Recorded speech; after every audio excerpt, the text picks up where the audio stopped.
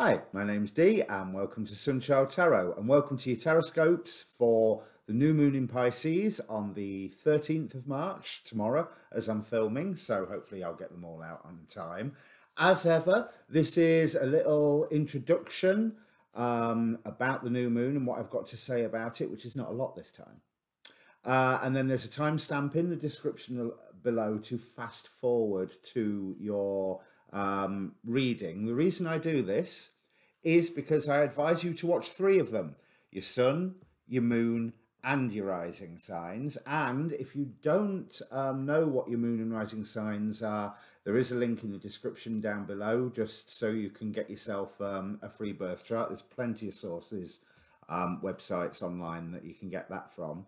Now, as ever, I would like you to ask a question prior to the reading. So have a think about, while we discuss the moon, or pause the video if you need to, have a think about all the questions that are floating around you at the moment and focus on one of them. I mean, definitely pause before the reading, just to spend that moment of focus.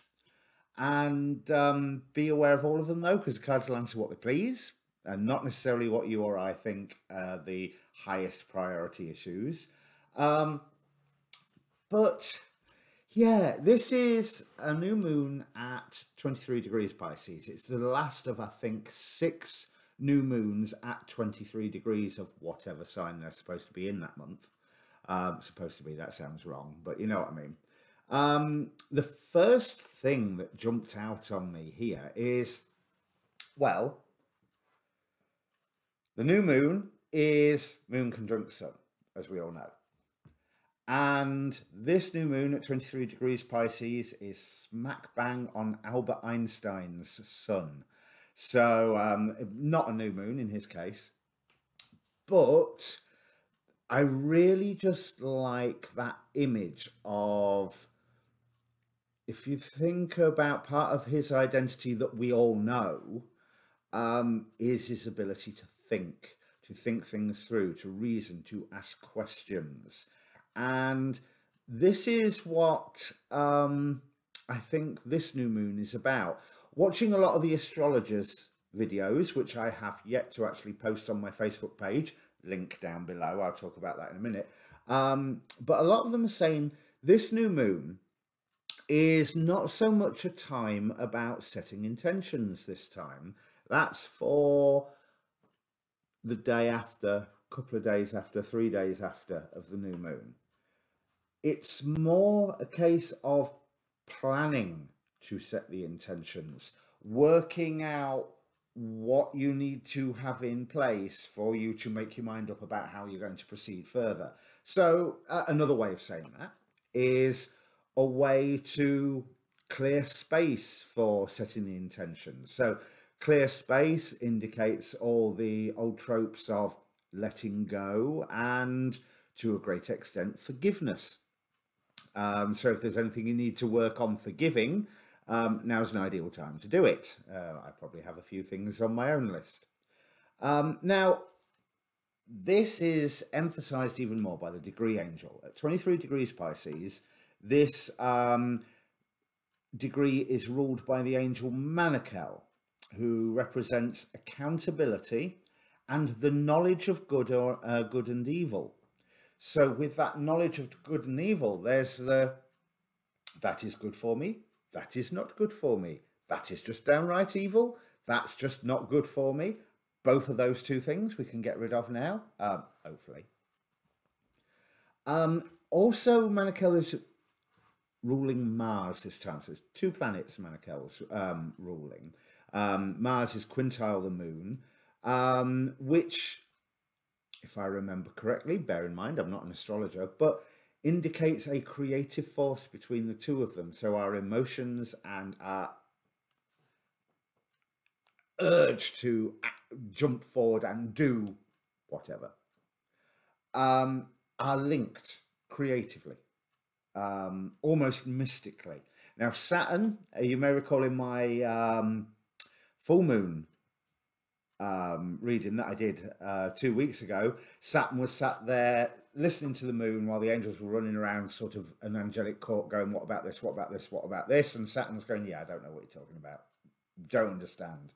Saturn this time is not even talking to the moon. No aspects between the moon and Saturn whatsoever. There is one between Mars and Saturn. Let me look it up. I forget off the top of my head what it is. Yes, there's a harmony between Mars and Saturn this time. So, as in a trine aspect. So hopefully that Manachel's discernment, understanding, the thinking as shown by Albert Einstein's son, will get transferred into some form of action that Saturn can approve of, because Saturn still remains the ruler of the chart. On that note, you know how I like my looking up astrology of the first appearances of comics characters. This is also on Lex Luthor's Lilith and Lex Luthor's Mercury. So while we're in this era of Neptune in Pisces, which again just conjuncted with Venus, but more on that in a second, or is coming up to the conjunction. I think it's coming up to the conjunction. I meant to check it before I started filming. Yeah, we've just had Sun conjunct Neptune and we go into Venus conjunct Neptune. Really same day. So, you know, near as damn it. But the Lex Luthor, Lilith and Mercury, we've got, with Lex Luthor, we've got that symbol of thinking, working things out. Okay, he had a few agendas that maybe you and I might not agree with, but he was very good at communicating things and swaying public opinion. Positive and negative there. Because Neptune in Pisces, obviously, delusion, illusion, imagination run riot, obsession. And yeah, I wouldn't trust anything Lex Luthor says one way or another. So there may be more public narratives that we would need to question, but there's also that sense of people using their own discernment and making space for the new and being aware of all the factors that are popping their head up, saying, before you make your plans, what about this? What about that? Don't forget about me. Don't forget about this thing over here. Now, also in quintile, we have Mercury and Uranus, ruled by Rahel, who is known as Diamond in the Rough, and is also attributed to filial submission, the submission of children to their parents, for example, but also a dispenser of longevity. So Mercury in itself, in its post-shadow phase, we've had loads of things brought up to us yet again that we can now let go of. That's the idea of the post-shadow phase. The diamond in the rough makes me think of vague plans. Vague plans that we're, you know, you're going in that general direction, but you don't have to firm up the details yet. You don't have to cut that diamond just yet. It's beautiful as it is. As for the filial submission, yeah, I don't know. It's there. I thought I would mention it. I have no idea how that one is going to. That could be on a very personal level for people, or it could reflect the drama going on with the royal family. You know, there's definitely generational issues occurring with this new moon that helps us determine the way forward, hopefully in a positive way. I'm feeling pretty positive about this. I mean, people will say it's a Pisces being the 12th sign is very similar, but not the same. I must stress it's not the same as the 12th house. So in terms of isolation, I don't want to say isolation. I want to inward looking study, really examining that which is within us. But we've got quite a stellium here in Pisces because, what is it, Sun, Moon, Venus, Neptune. So that's a lot of power. Obviously with the Venus-Neptune conjunction, appreciation of beauty, mysticism, maybe beautiful illusions, and you will see various astrologers talk about the the beautiful love and relationship aspect. That's what can also be relationship to things that we value. But this new moon is wonderful for, like I say, preparing to set your intentions. Let old things go, focus on what you love, and work out how what it is you love is going to carry you forward, what passion you want to follow. So I said I'd talk about the Facebook thing. Link down below. Like I said, I share normally. I haven't this last week, but I think you'll understand that with you've seen the intro bit already. I normally post the videos of all the astrologers that I follow and whatever else that I find on YouTube that is in this vein of beautiful woo-woo. But it's also got a personal inbox. So if you want a personal reading from me, obviously watch the reading first so you can judge whether you want this or not. But if you want a personal reading, that's a way to get in touch with me. You are more than welcome to comment down below. I try to respond to all of my comments. Not always on time, you know, but I don't hover over the computer. But I always like to try and respond. And it's interesting to know what you think.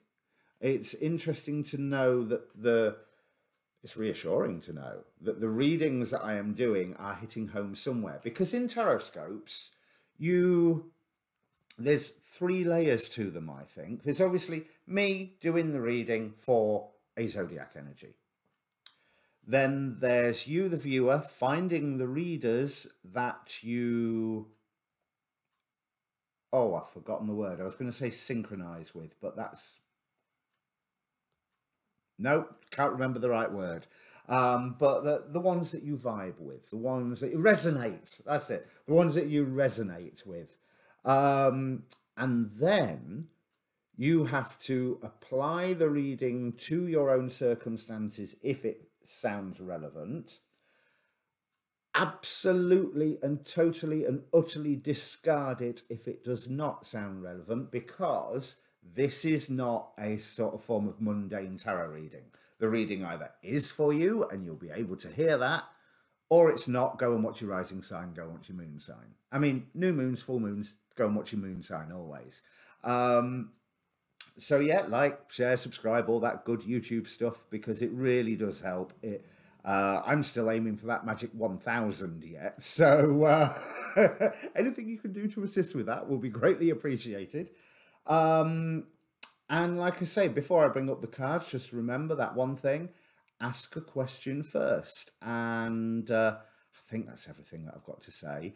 I actually thought I had nothing to say about this new moon, and I've not said a lot, but I think that in and of itself is significant, that it's this space. Pisces can be about rebirth, so it is this space like the creative void before the word, that we are able to set the directions of our own rebirth, or at least, being a tarot reader, because I'm always talking about new beginnings, because that's what the cards do, this month's rebirth.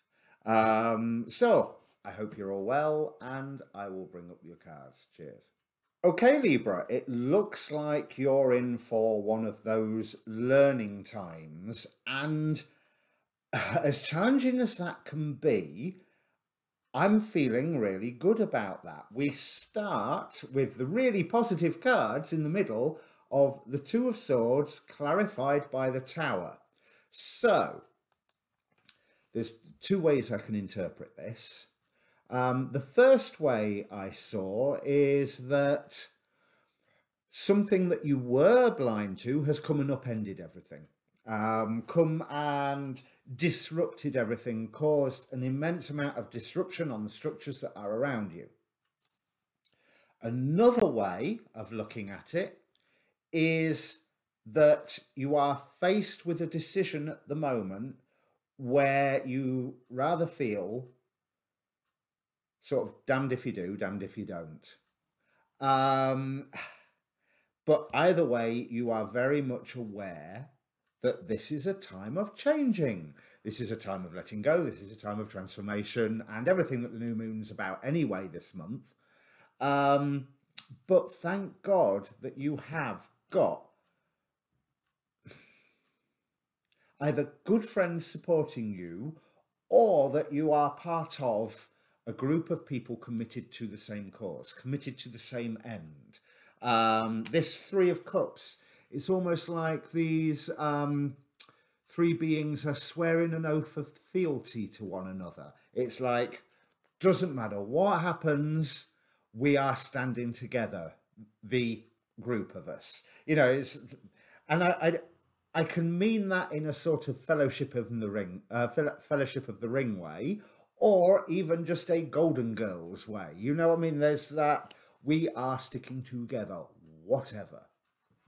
Now, what's opposing you here is two of my favourite cards, unfortunately.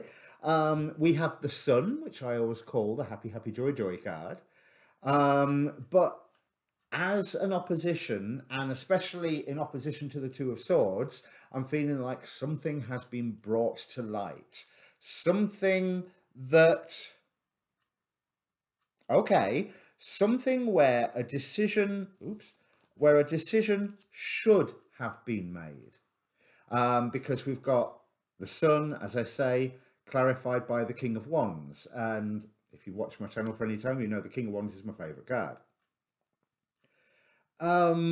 But here, I mean, it's the Tarot of the, what do you call it? Tarot of the New Vision. The one where, like, they're from the back of the Rider-Waite cards. And he seems distracted, which is making me think that a decision should have been made and wasn't. And so time is ticking on that whatever disruption has come up because a decision has not been made, the consequences of that need to be dealt with. It's not that the decision needs to be made, but the consequences of the fact that a decision wasn't made. Now here's where the Oracle cards come and rescue us. First Oracle card. Nothing is yet set in stone. A mutable moon, which this is, Pisces. Mutable water. Formless, if you think about it. Water is formless in and of itself. It folds into the container that holds it, and with this being a mutable energy, it is about generating change and allowing change and not being resistant to change, and you've got change going on. But with this Death card, in how you're feeling, you're well aware of the transformation that's undergoing. You're well aware that certain things have come to an end. Because something has come to an end that's been going on for quite some time. We have, in the past here, Seven of Wands with, clarified by, again, the Sun. So there was I get it. There was possibly a bit defensive, possibly a bit brave. Something was being challenged, and something was being challenged from a good place. So I don't want you to think that I am saying that there had been some form of fight or some form of, fight's the wrong word, but campaign against something that was coming from just from the sake of having a campaign against something and having something to fight. You know, in today's of, you know, modern days of social media, you post something on Facebook and it's, oh my God, this person has an opinion and everyone attacks, or Twitter. That's not what I mean. I'm feeling like there was a challenge to something coming from you and possibly others, or something that was being defended, and it involved meeting people who were your equal on either side of the fence. So that will be both supporters and detractors.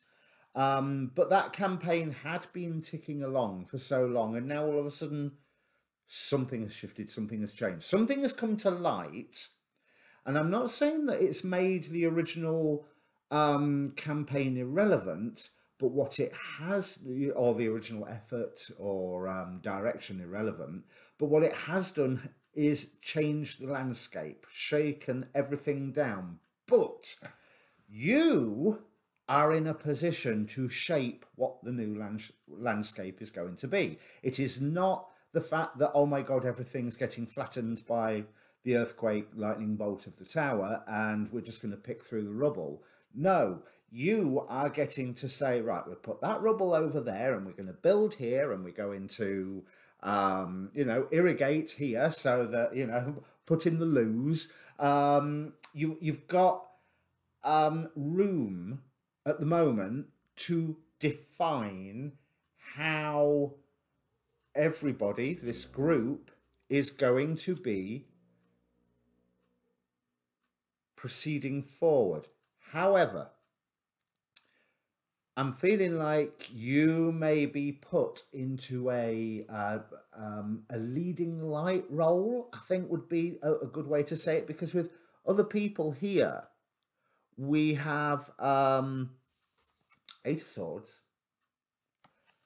clarified by Knight of Pentacles. So people are anxious, people are scared, people are developing understandings and developing the awareness that there needs to be a better place, but a little bit more scared to actually try and define this. Now, what Spirit's bringing in? Lots of options. Seven of Cups, clarified by the Queen of Cups. So there's several options of how you can proceed. And what I want you to look for is the one that has secondary and even tertiary gains. It's not just, we need to solve this thing, so we need to do that. It's, we need to solve this thing, so we do that, which will lead to this, and then hopefully lead to this. So it's setting that snowball rolling. That's what I might call setting the snowball rolling, if I remember. What time am I on? 7 minutes, right? So what you've got to work with is a really curious set of energies. We've got Knight of Wands, Four of Swords. So it's almost like that military joke of hurry up and wait. Because there is something where you are wanting to step forward. I get it. It's something where you're wanting to rush ahead forward, but at the same time there's that pulling back. So I think right now, because nothing is yet set in stone, you need to do the least amount to get yourself not even out of, but slightly away from the blast radius of whatever the situation is, and then just wait and take a moment to catch your breath, to heal, to examine all of these new options. You move far enough to put yourself into safety, but not so far that you are limiting your options of how you are going to proceed forward, because there are lots of options. Now, next oracle card is Gratitude. What is it? Last Quarter Moon from Queen of the Moon Oracle. And that's something that I'm feeling I'm wanting to put on this, that despite the fact that whatever's going on is a bit of, oh my God, what's going on? This is a disaster. Yes, it is, and no, it isn't. I mean, absolutely it is. But it's also one of those things that 2 weeks, 2 months, 2 years down the line, you'll be go, thank God that happened. Because if it hadn't, we wouldn't have known this, wouldn't have known that, we wouldn't have been able to go in this direction, we wouldn't have been free to move in the way where we can construct our own harvest. Because I feel like we've got Four of Swords here and Four of Swords moving into the future. Now, in the Thoth Tarot, Four of Swords is put down as truce. And when there was all this talk about equals and peers in the past, it's almost as if that whatever this was, this campaign was in the past, you are able to make peace and work together with whoever you had been defensive against or opposing to. You'll be able to work with them for a harvest that you will both benefit from. And it's almost as if you are able to say goodbye to the ghosts of the past, because this argument here, whatever it was, because of this new revelation, it's no longer relevant. It's got no longer has got anything to do with anything. You know, it's not applicable anymore. And anyone who wants to keep fighting that battle is stuck in the past and not got their eyes open to what's going actually on in the world at the moment. But it is called for you to literally examine every path forward that you can think of and look for those secondary and tertiary benefits of whatever course of action you get. We have from the mausoleum, we have the thinker, with the tagline knowledge, instruction, reinvention. Now the thinker is a character that he knows totally who he is. And because of his understanding and reason, in this afterlife scenario that the mausoleum is talking about, an entire city has built up around him, formed from his powers of thought and deduction and reason. And one thing the card says is that sometimes to learn more, you need to teach. Because if you listen to any good teacher, they will always say how they learn from their students. So this is implying to me, especially with all this that's going on, and the fact that you're going to be, that you are encouraged to be in a leading role, because other people are just a little bit shy, and a little bit anxious, and a little bit scared of how to progress forward. You may well be in a headspace going, well, I don't know either. I don't know any better than they do. But by you showing them what you know, they can say, yeah, but blah, blah, blah, blah, blah, blah, blah. And you learn from them. And between you, you get to explore and hopefully act on the best of these 7 cups going forward. So yes, you will be in the role of teacher, but that very much means that you are ensuring that everybody, including yourself, is in the role of student. I think that's fair enough, because yeah, you're the one starting the discussion, but you're also the one learning the most from the discussion. But that's not to say that what you've got to add to this discussion is not valid. It is. It's that with this 3 of Cups, it's like you say something, that group inspiration, where something you say fires someone else's brain and they come up with a load of creative stuff, which makes you go, oh my God, and then that means this, blah, blah, blah, blah, blah. And you, again, getting that snowball rolling. That was what I was going to call it, wasn't it? So hopes and fears. The Lovers, clarified by the Knight of Cups. Well, this is not a relationship reading, because of course it's not. It's me. I don't do love readings. But there is that, you can't deny, the Lovers, clarified by the Knight of Cups. It's about an offer of love, the hopes and fears. But there's a lot of love here in whatever the original campaign that's no longer relevant is. Like I said, it came from a very good place, a place that had the best of intentions. Probably not the best phrase, considering, you know, when it's paved with the best of intentions, where that can lead. And that's not where you're leading, even with that tower in the middle. I really, really like that tower. But there's also, can you still make a choice based on that feeling of love? The same feeling of love that drove this campaign in the first place. Yes, Yes, you can, as long as you are recognizing that the landscape has changed.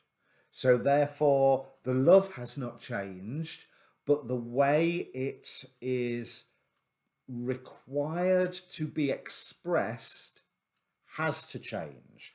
Otherwise, it's a square peg going into a round hole. Ain't gonna work. But what I really like is the final outcome cards here. We have Princess of Discs, which, as you know, is basically Page of Pentacles, which is my level up card. It's like level 1 complete, start level 2. You're a beginner again, but you're a beginner with experience rather than a total novice. You're going up a level, clarified by the 10 of Cups. So not just wish fulfillment, but better than wish fulfillment. Not just what you think you need, but what you do actually need. So this, I'm seeing that this, for whoever this is relevant for, it's not going to be all Libras, or rather it's not going to be all Libra Sun, Moon and Risings. But I think you may find flavours of it in different areas of your life. Let me see. What house would the new moon in Pisces be in? So Libra, brain work. Brain work. Libra, Scorpio, Sagittarius, Capricorn, Aquarius, 6th house. So it's the last of the personal houses. And it totally escapes me off the top of my head what the 6th house is all about. But there is still that sense of you're about to head into the 7th house of partnerships. So there's the not your coming out party, but like the weeks of preparation before your coming out party. This is setting you up now for a more prominent role as you are leveling up with this Princess of Discs. So I imagine if this means anything to you, Libra, obviously if it means anything, comment down below. But if it means anything to you, if you're in the, oh my God, everything's upended, what's going on stage of it, don't worry, it's okay. As it says here, nothing is yet set in stone. So, as I say, comment down below. I will see you at the full moon readings. Like, share, subscribe, all that good stuff. And good luck with this, because this is an opening, if you take it. This is an opening to a whole new level of experience for you. Where I think you will be able to enjoy how well you are doing, if that makes sense. Because again, with that gratitude card, it's like when you're studying something. I mean, just take with me with the houses just then. When the penny finally drops and you know it's there, and you understand every, not every which way, but enough of the which ways to always be open to more and learn more, but you can feel confident with what you already know. So this is a beautiful reading for you, Libra. Take advantage. You have to be in that leadership role, or put yourself forward in that leadership role. And it doesn't necessarily mean that you get called the leader, but it does mean that you are doing what you can to engineer and encourage the situation. Someone else might end up being the de facto chairperson, leader, central point, but that allows you to go around and go, you know, you want to get them doing this, and then go and talk to them, and how do you feel about doing this? And you get to still engineer the circumstances. So whether you're leading from in front or leading from behind, you are going into some form of leadership role here, if you take advantage of it, which I highly advise that you do. And I'm repeating myself and I'm waffling, so I'll see you on the full moon readings. Cheers.